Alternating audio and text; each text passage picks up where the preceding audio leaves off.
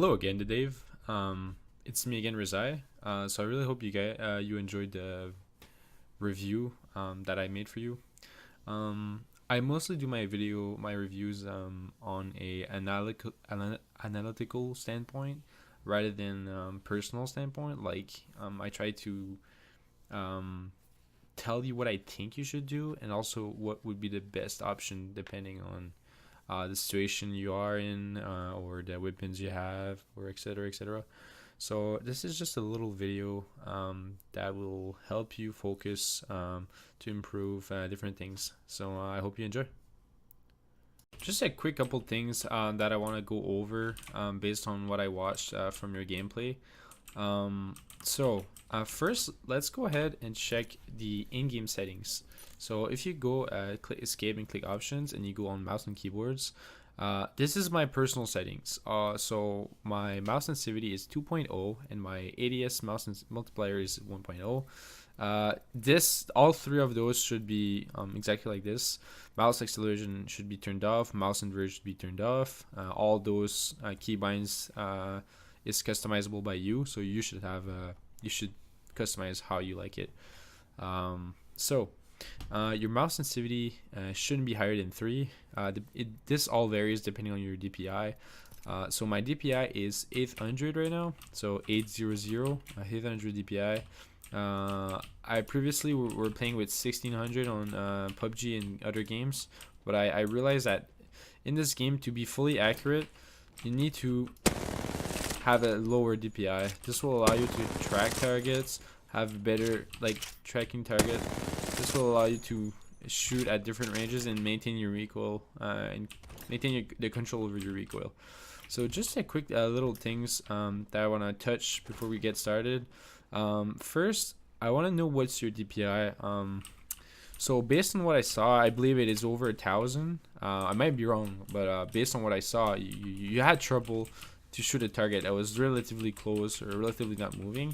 That means that your DPI was a little too fast, right? So what I recommend my clients doing, this isn't new, this is nothing new, I'm not inventing this. You might have seen this on YouTube videos or etc. But this is based on my personal tests on different practices.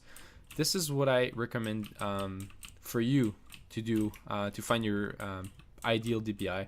So first, take any weapon so that way you can have your actually, let's go ahead and take the hemlock. So go and get the hemlock, so that way you get the little dot in the middle, right? So once you have the little dot again with the little dot in the middle, what you do is you come to the furthest platform which has the energy weapons. You go to the very left side of it, and what I recommend doing is you want to so you see a dot in the middle of your aim. What you want is you want to have the middle of your hip fire to be, you want the dot to follow the target, the center of the target, as center as possible.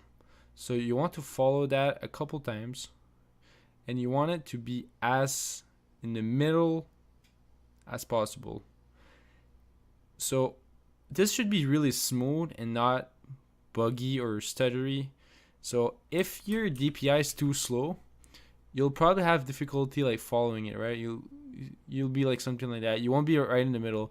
If it's too high, like it'll be like that, right? Like you won't be able to be in the middle. But if it's in the perfect DPI, you should have no trouble following it like in the middle, very middle. Now do this with every target.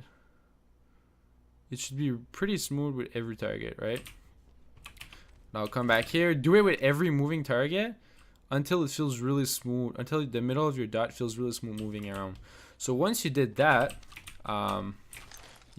what I recommend doing is before you play, every time you launch Apex, before you play, what I recommend doing is come into target practice mode and shooting targets. Now this might sound kind of obvious, you know, like you might be already doing this, but if you aren't, I would recommend every single pro player, every single person needs to warm their shot before before playing. You'll be cold, you know. So I would recommend every time you're gonna play Apex, come into target practice mode, come into training mode, Shoot targets at different ranges with different weapons. You don't really need to practice the guns you don't really use, but you for sure need to practice the wingman, the R99, the R301. You need to use the best weapons and perfect them. So first of all, a couple things that you want to try is you want to learn the spray pattern. I have my mouse cam on screen so you can see what I mean.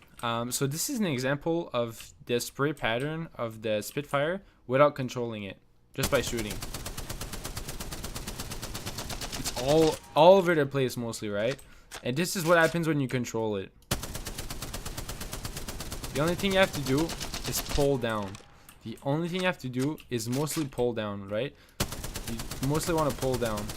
The Spitfire has kind of a weird recoil by itself, so all you want to do is mostly just pull down.